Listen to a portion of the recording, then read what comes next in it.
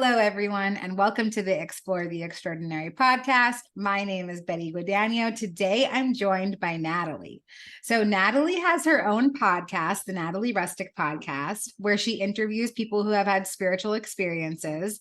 And I thought, what a great opportunity to bring a podcaster onto our podcast here with IANDS and talk about all things spiritual and just get into the whole conversation about creating space for experiencers. And yeah, so Natalie, I'm really excited to introduce you to our audience. And I'm going to let you introduce sort of like your spiritual journey to us, if you feel comfortable with that. And then we'll have a cool conversation from there. Awesome. Thank you so much, Betty, for having me on your podcast. It's an honor. I must say I'm quite nervous. I'm not usually the one behind the camera. However, I'm happy to share with you today my experiences and have an awesome conversation. So yes, I'm an Australian podcast host for the Natalie Rustic Podcast. For those of you watching, I share near-death and spiritually transformative experiences here as a means for me to learn and explore my own spiritual awakening and obviously bring light to those who are searching for the answers. So yeah, my story really begins, like, as I said earlier, as a child, I kind of grew up sort of alone, didn't really have a solid foundation. Most of my childhood, I asked questions, who is God? Why are we here? Because in my life, I'd see my dad, going to work constantly all the time. He was never around. And I would wonder, like, why is this my life? And my friends would have their families, they would have love, they would be going out all the time, they would have trips. And I just wondered why my life was so different. Fast forward to when I became a mother. That's the first time I ever saw love in my life, real love. And this started my whole awakening process. So from there, I kind of went down the YouTube rabbit hole. I'm sure you probably would have done that yourself. But I came across, meditation videos, spiritual awakenings, Kundalini, energy rising. And I just sort of dived into the whole new spiritual world. For me, it opened doors. I had these experiences. I had dreams. I would have small visions. My life just changed dramatically. But when I had my second daughter, I lost quite a lot of blood. I didn't get a blood transfusion, and there is a story behind that as well. I can dive into that if you'd like. Yeah, so I studied the Bible with Jehovah's Witnesses, and they believe in the sacredness of blood. So when I did studies with them, they would really talk about things, what not to do. Don't lie, steal, cheat, and all of those things. But more importantly, don't take on anyone else's blood. It's one of the biggest, baddest sins.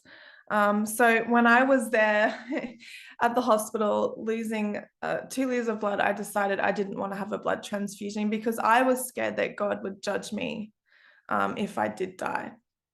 This is where I started looking into near-death experiences after I had my daughter. Like, what happens when you die? Where do we go? Is hell real? Is heaven real? And this is where it really began for me. Yeah. So I thought I'd share that. Wow. So I'm curious, there's a siren going by. I'm not sure if my microphone's picking it up, but thank you, New York City. So I'm curious, do you still have those beliefs today? Are you a Jehovah's Witness yourself, or after watching all the near-death experience videos, do you still feel the same way? Do you think that God would judge you having taken someone else's blood? Oh, absolutely not. I don't believe in any religion anymore. I feel like I've never been closer to God by watching these experiences and connecting with these amazing people, because they're the ones firsthand who've seen the other side.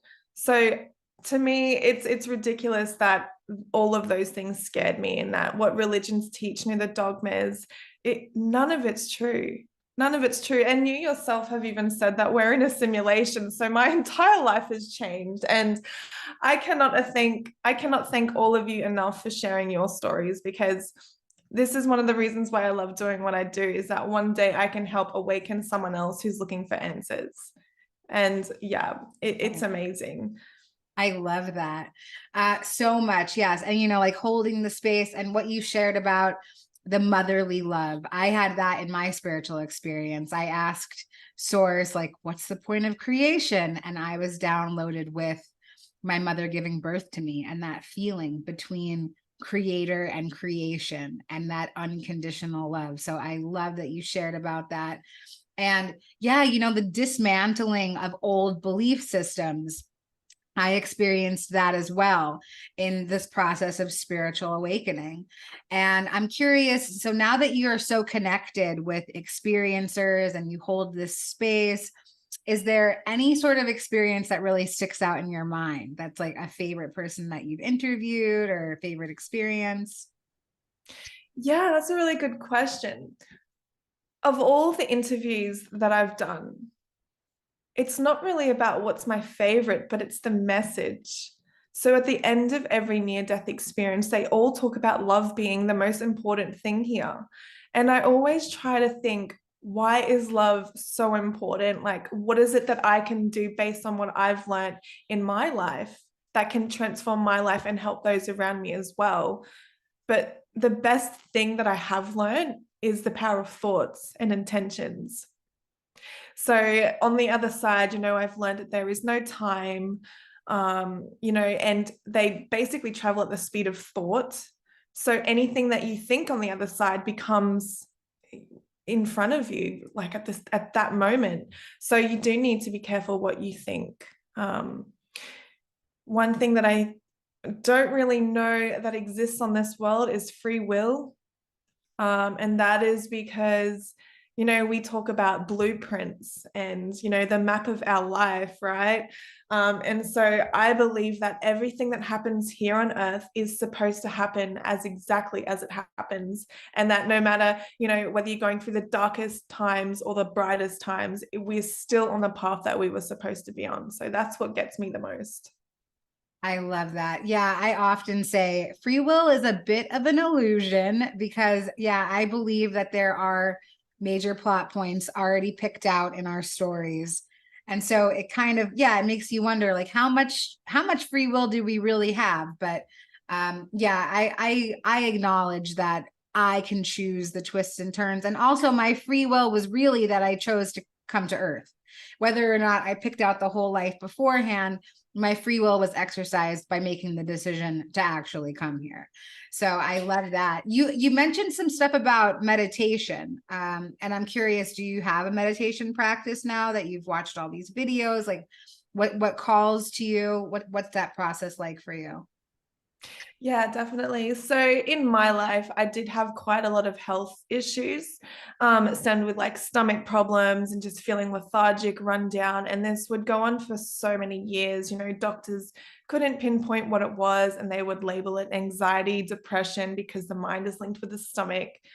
But I did go down the rabbit hole of YouTube trying to figure out, you know, healing modalities that I could start in my life because I wasn't getting help anywhere. So I did come across Dr. Joe Dispenza. He's incredible. He changed my life. And he believes in the power of healing based on understanding scientifically what meditation actually does to the body. So, sorry, I'm so nervous. Yeah, so Dr. Joe Dispenza teaches how to understand the heart and brain coherence and what can happen when you focus your intention and continually practice this on a daily basis. That when you get into the momentum of things, that's when life starts to change. And so I started meditating every day. You know, I was crazy with it. I would do it for 3 hours a day sometimes. Yeah. And I have a condition called eczema, which a lot of people probably know about. I meditated for so long on this, trying to imagine it going away, imagining the cells in my body fighting it. And I was actually able to heal eczema on my body, which I was never able to do my entire life. Wow. Yeah. So I knew then the power of meditation and what it can actually do. But from meditating, this is where I learned to change my thought patterns. So the voice in my head would say, don't eat that packet of chips, or don't eat gluten. You're not supposed to have it, so stay away from that. And I would literally start to follow that voice. And this is just something that changed my entire life. Again, listening to those cues, your intuition, your gut instinct, that knowing feeling, that's where you trust in your higher self and you're actually living the way, you were intended to. Yes, yes, yes. I had all the same experiences, those downloads, especially around like letting go of certain foods. Like, yeah, it was like certain meats and then all meat and then dairy and then gluten. I was like, are you guys going to leave me anything? Like, but it just felt like such a strong intuition to begin letting go of certain things. So, and I can't, yeah, the ability to heal ourselves, that is, that's incredible. And one thing I wanted to just point out real quick, yeah, you mentioned that you got rid of dairy, certain meats. Is that something that you had a problem with prior to your awakening? Because no, I myself, yeah, right, neither. So yeah, I never had any issues prior to that as well. yes, yeah. This was something that was like, it was just completely on the spiritual path. So yeah, now I'm a gluten-free vegan and I only drink water. I mean, like, this was not what my life was like before, but the download felt so urgent. It was like, you have to start letting go of stuff. And I went slowly. I didn't just like cut it all out. I slowly faded into where I am today. But yeah, I totally believe that, well, food is information for our bodies, and that for me, certain foods make me feel certain ways. And I know that if I eat gluten or dairy or anything like that, I'll feel just really lethargic. I'll feel totally fatigued. And so I just choose not to do that now. Yeah, and that's something that we could even talk about, the ascension symptoms, I think they call it. But when you have that spiritual awakening, your whole life is opened up. You want to eat better, you want to sleep better, you want to drink more, you want to take more care of yourself so that you can have a better life. But it's not just that you want to do it, it's you feel you have to, because you can no longer eat these things. You need more sleep. And then that spirals into the way of your thoughts. How are you thinking? How do you think about yourself on a daily basis? And then that goes on to, you're now able to see yourself through other people's perspectives. So that's another thing that's happened to me throughout my spiritual awakening is I can have a conversation with someone and I can feel their energy. I can feel how they feel about me. And this has changed the way that I now talk to others. I'm more mindful of people, I don't judge anymore. And yeah, it just continually expands. It's quite amazing. Yes, I totally agree. So you mentioned ascension, and I'm thinking, maybe can you explain what your interpretation of that word is? What is ascension?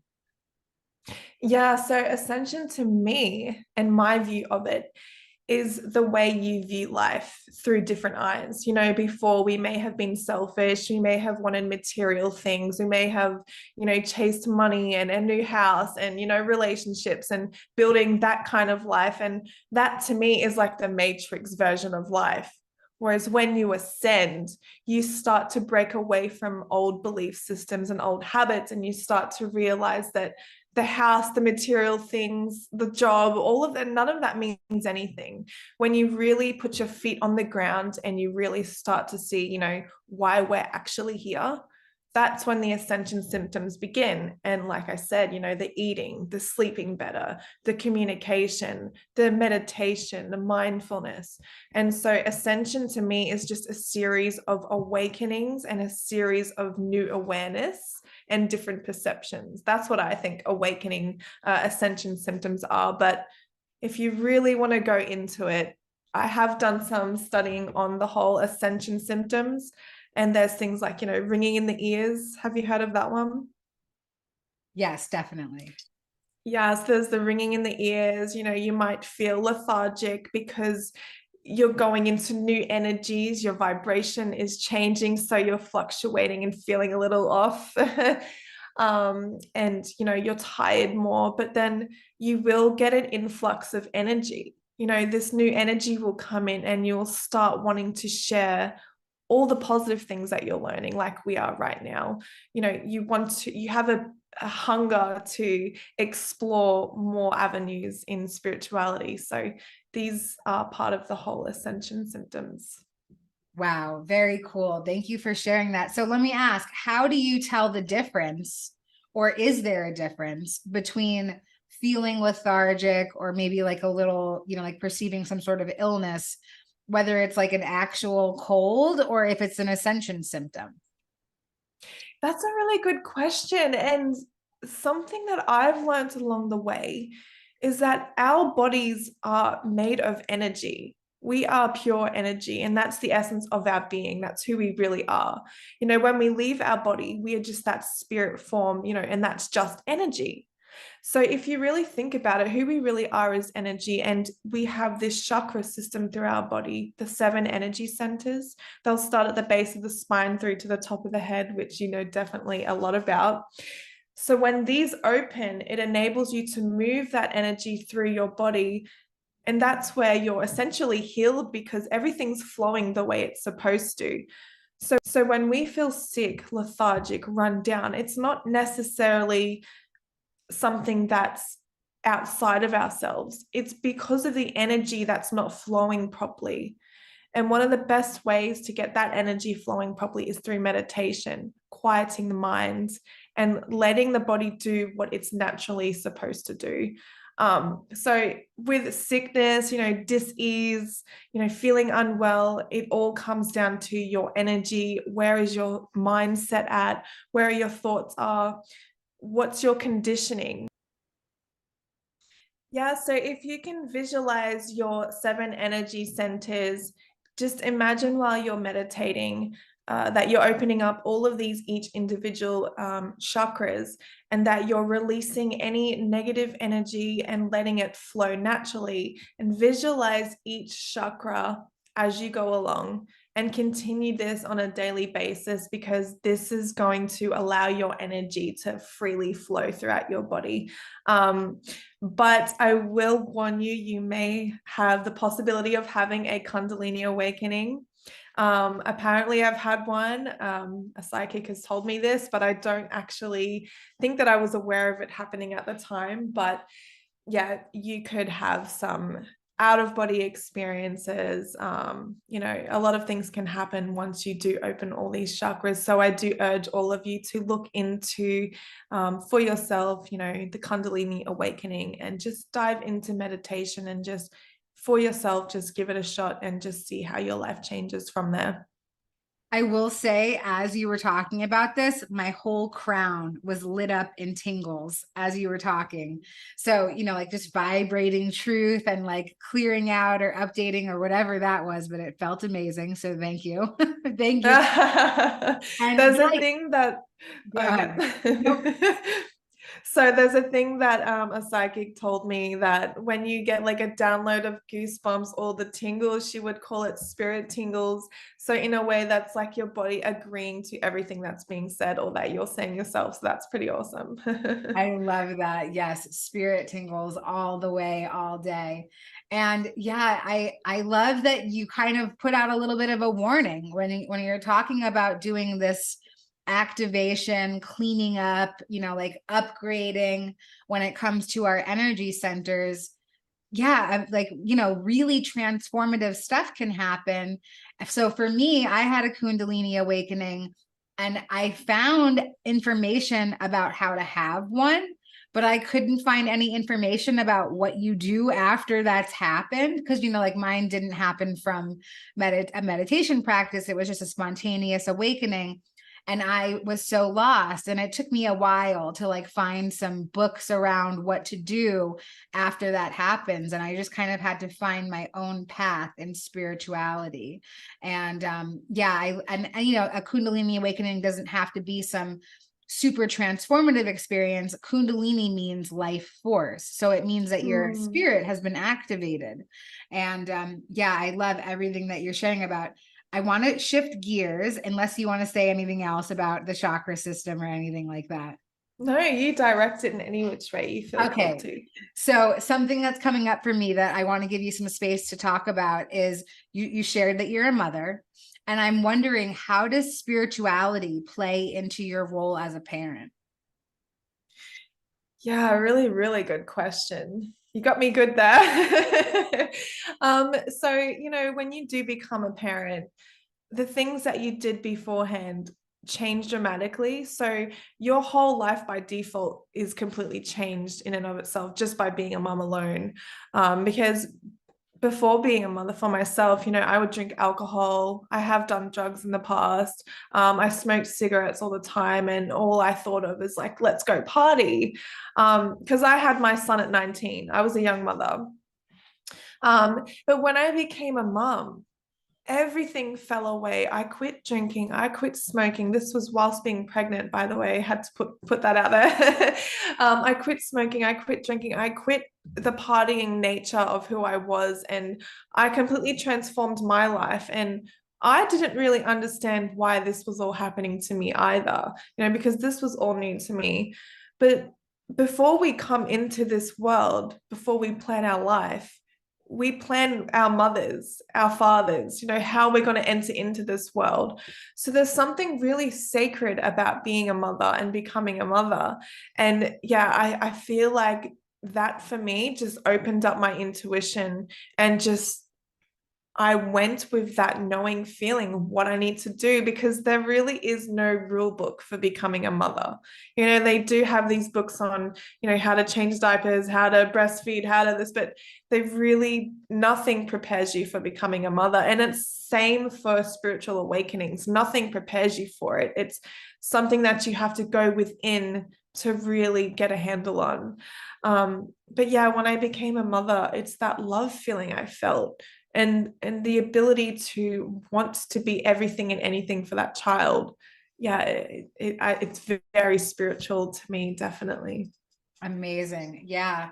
So and I love what you're talking about, like the pre-birth plan of picking our parents. I totally agree with you. I believe that that's something that happens.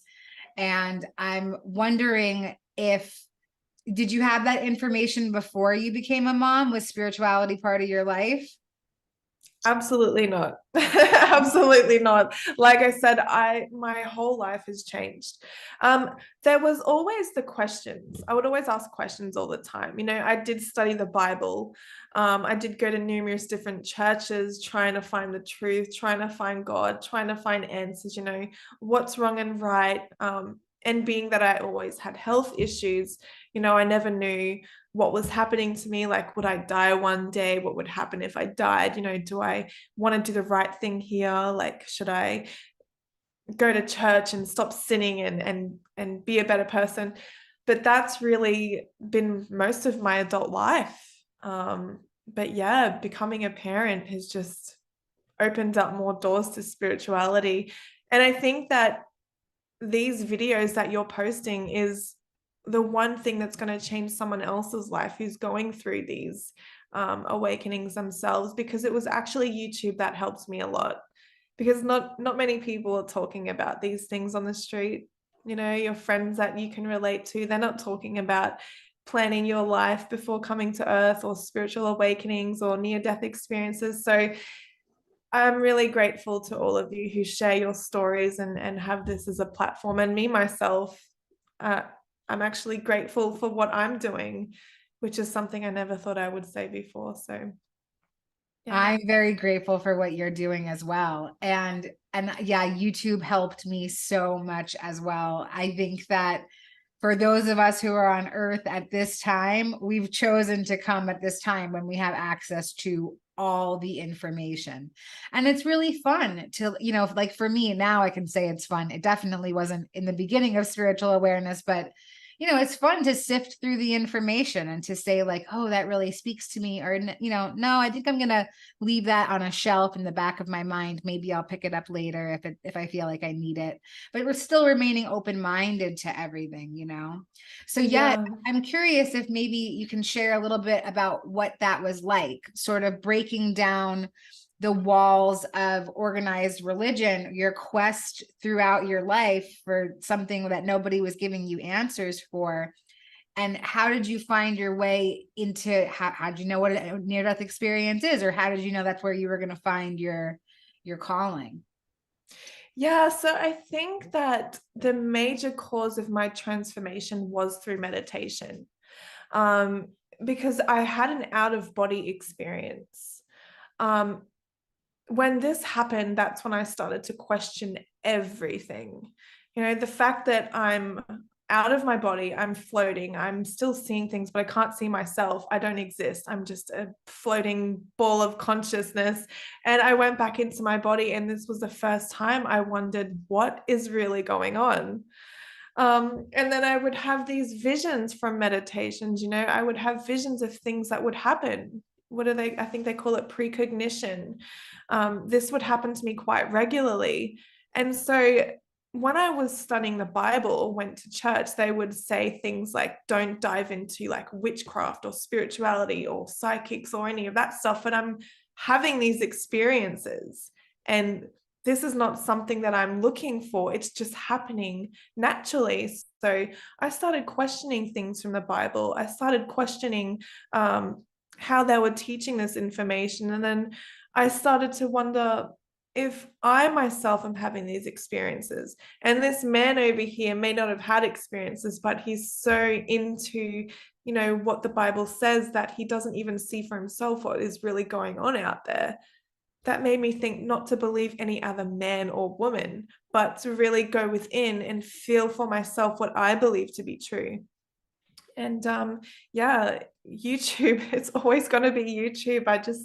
I searched and searched, out of body experiences, meditation symptoms, and then binaural beats would come up. There would be like how to astral travel, and I was just mind blown. What is going on? And then the more you meditate, your entire life is going to change. That's another warning. You will have dreams, visions, you will have out of body experiences, and you will start to vibrate on a different level that enables you to see outside of your conditioning, and things will start to just reveal themselves naturally as you go. And this is exactly what happened to me. But yeah, 100% meditation. I urge you for yourself to just dive into that so that you can find your own answers and unlock new abilities for yourself to see what's really going on, because nobody is going to change you. It's something that you have to do within yourself. Wow. Yes, I totally agree. And yeah, it's so hard to accept that I am the answer, right? Like me, myself, each of us individually, it's this beautiful quest for truth. And it really does lie within. I mean, that's my belief anyway. But it's so much easier, or maybe like throughout my life, I was so trained to seek outside for answers. Like your teacher has the answer, your parents have the answer, your family, like anybody but myself. And so, yeah, Mm. sort of like that reprogramming, letting go of that. And, even when you're talking about it, I'm thinking about training your thoughts and how important that can be in a spiritual experience. You hear people that have near-death experiences and they perceive that they're going to hell, and that's the thought that they've gone into. They've gone into that thought, and so they've created that. And then once they switch the thought, they find themselves in eternity in heaven. And I love stories like that. So as you're saying it, I'm thinking, oh, maybe we're here to train our minds so that the next level, like we've already practiced a bit and we can get there a little bit easier. The best part about me being a mother and being spiritually awakened is that I can teach my children. I can share with them meditation, mindfulness, love, how to treat others, because they don't teach you this in school. We are so conditioned to put your hand up when you want to speak. Don't speak outside of the box. Don't think of other answers that could contradict the teacher's answer, like if that makes any sense at all. But just do not speak outside of the box, so to speak. And I want to break away from that. I want my kids to be resilient. I want them to speak how they feel. I want them to share their opinions. I want them to be able to give love to that child who's being bullied and understand that they matter. And so just sharing these things with my own kids is probably my reason for being here. I feel in myself that that's my life path. And because becoming a mum opened up these doors where that's why I now am this new person, because of becoming a mother, and I can share this with my kids. So it's pretty amazing. That's beautiful. So do you believe that your kids are spiritually inclined? Are they rainbow babies? Are they indigo children? Do you have any sort of inclination towards that? I love that. I always hoped for that. I don't think so. They may be, as their journey goes on, because they're like, oh, mom's doing another podcast again. Oh, mom, tell me about this person. What happened here? So like they like hearing about it. They understand near-death experiences. They understand that they're, when you die, it's not something to be scared of. So I've really embedded that in them so that they can have a more meaningful life. Because if you live your life fearing death, imagine if you no longer were scared of it. Imagine your life from then on not being scared of death, because that is the biggest fear known to man, really. So I really do teach my kids, the ins and outs of the things that I learn. If my son's having a bad day, I'll tell him to slow down his breathing, rethink about what's going on, and tell him that there's plenty more day left to go on. Change your thought patterns, eat better, think about what you're doing. And yeah, these are things that I teach my kids. But as far as them being star seeds, I'm not so sure yet, but I do know that they are all heart and all love. So that's a really good start. That is so beautiful. Yes, conscious parenting. And I think that it's so commendable. It's so amazing. And it's so necessary. And so I'm Yeah. grateful to hear that you're sort of raising conscious children. Yeah, it's very important. And I do believe that if you start with your children, that's going to open doors for the new world. Because I hear them talking about a new world that's going to be emerging. There's a lot of talk going on right now that things are changing dramatically. The energies are changing, governments are crumbling, the banks are closing. All of these crazy things are happening. So we now need to tell our children what's really going on and just really embed into them the light so that we can have a new earth. And so it starts with our children. It's really important. Nice. So you're talking about New Earth. Are you familiar with Dolores Cannon's work? Is that where you've gotten this concept from? I am familiar with Dolores Cannon and I absolutely love her work. However, it's not through her that I learned about this. It's through near-death experiences, who are, the stories that they share. And, what I'm hearing on the news when I do put it on every now and again, because I shut my TV off a long time ago. But when I do hear about what's going on, it all makes sense. So, for myself, I'm just, from not watching the news for years to turning it on, things are chaos. They are absolute chaos. Whereas I'm just living my life over here and everything's great. So it's a huge illusion. Everyone turn off your news right now and go outside and look at the sunshine. It's beautiful. But yeah, honestly, things are chaos right now. And I am learning from near-death experience, especially knowing that this whole experience is an illusion in itself. So yeah. I think that's, Yeah, I totally agree, by the way. I don't have a TV. I don't watch the news, and my life is much freer because of that. And I, I enjoy my experience because it's not weighed down with illusion. I mean, everything, I believe everything is an illusion, but even the good stuff, like this too shall pass, everything does. But I know that in my own experience, also, like the feeling of chaos, it's much like childbirth, right? I believe that we're birthing something new, and it's painful, it's contracted, it hurts, it's cramped, and then like I'm sure beauty will come of it. I mean, that's my belief anyway. Yeah. One thing I want to bring up, because, we're talking about illusions. Have you ever heard of the game simulation, where each player is not actually a real player, but they're here for a purpose? I can't remember what they call them. But they're just like background people. Have you heard of that before? Yes, as like a non-playable character, you mean? Yes, that's Yes, it. yes, yes. Yeah, so I've started going out and really focusing on, who's real, who's not real. Like that's how crazy my spirituality has gotten to. Like I'm trying to pinpoint, the car who's just drove by. Like, is that a real person? It gets quite fun. Like once you start to realize we're in a simulation, what can you do to change your life? How can you create a new pathway? It becomes fun when you're aware of this. Yes. For me in the beginning, it wasn't fun. It was totally terrifying. And then I realized that I get to decide how I want it to look. So if life is a video game, it can be Grand Theft Auto, or it can be something I something a little really bit. hope not. My life certainly was before a spiritual awareness. And then after, it could be something much more wholesome. You know what I mean?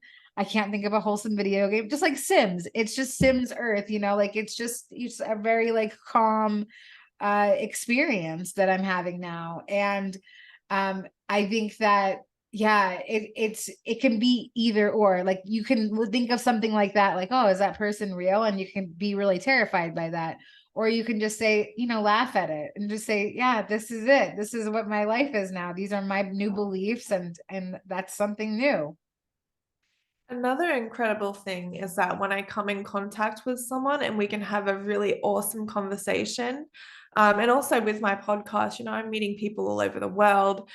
And there's very few people that I stay connected with, and we can just talk for hours and hours, and we're finding out that we're like soulmates, and we're supposed to be on this soul tribe, and that we planned our life together, and things are getting crazy, but it's those experiences that I know that when you have that true relationship with someone, that's when it's real, as opposed to if you're just talking to like the mailman, he's not a real player in this game. So I really do cherish all my friendships as well.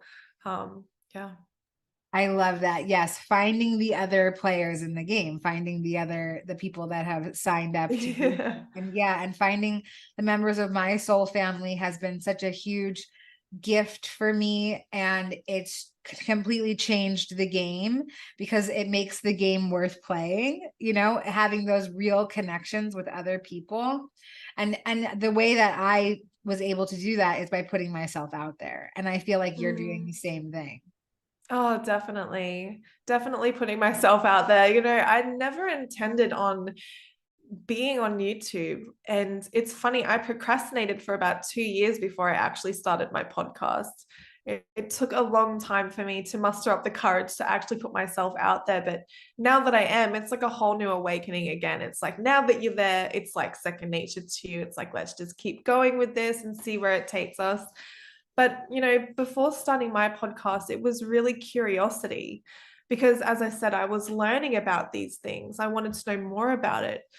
But from there, it's now spiraled into, oh my God, I'm changing people's lives. People are reaching out to me. People are loving this information. And now it's not about curiosity. It's about how can I share better? How can I talk better or communicate better? Or how can I ask the right questions to these near-death experiences so that, those watching can really get a better idea of the whole near-death experience and who we really are. So it is amazing, and it's a really fun journey to be on. Oh my goodness. I can't think of a better way to end this conversation. There'll be links in the description to check out your podcast. And thank you so much for your willingness to come on and let the roles be reversed. I'm so grateful that you were here. Is there anything that you'd like to say to feel more complete about our conversation? Yeah, definitely. And I love being on your podcast. Thank you so much for bringing me on as a guest. And for those of you watching, if any of you out there who may be afraid of death or maybe grieve the loss of a loved one, I urge you to watch these podcasts and get an idea of, what really happens when we do leave our body, and know that we are not this physical body. We, in fact, are the spirit that lives within us. We are the light. And once we do die, we go back to that place of love. And yeah, so don't be afraid, look into it. And yeah, thank you so much for having me on the podcast. Mic drop. That was beautiful. Thank you so much for being here, and we'll see you next time. Awesome. Bye.